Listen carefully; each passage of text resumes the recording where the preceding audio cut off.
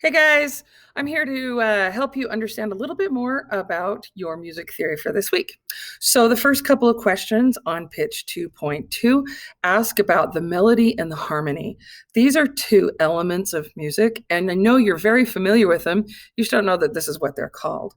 So, the melody is the main musical interest of the piece. It is a group of notes that are played one after the other. So, this is a melody.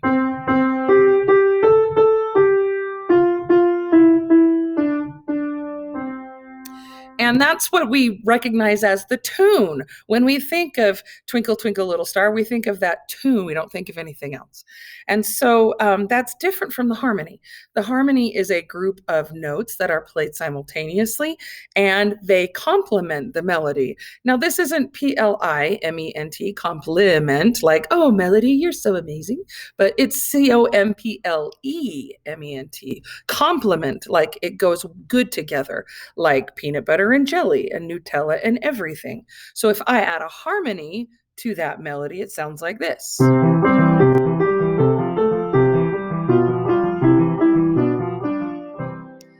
all by itself, that harmony's not going to sound really great. It's going to be weird. We don't know what it is. It just sounds like just noise. It doesn't make any sense.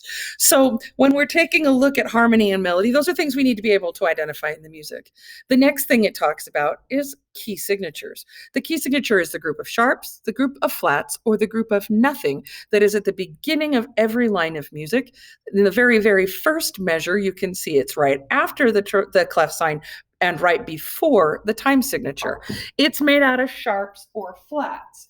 Now, we've worked with sharps and flats before. These are how we adjust or modify different notes.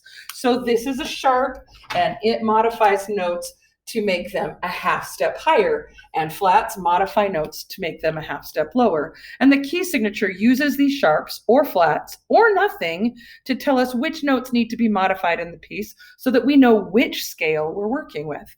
If we happen to see a sharp, a flat, or its other friend, the natural, in a piece of music, they're not part of the key signature. These are called accidentals.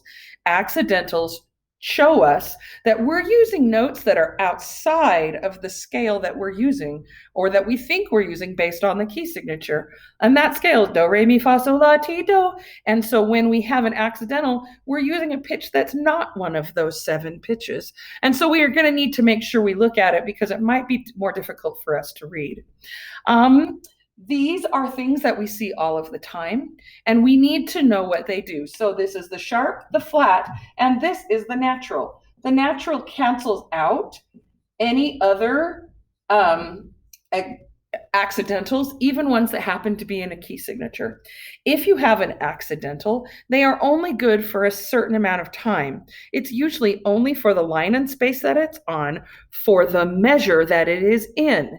So as soon as there is a note that is being modified by an accidental, that stays in effect until the next bar line. And then it cancels everything out and it goes back to whatever was in the key signature.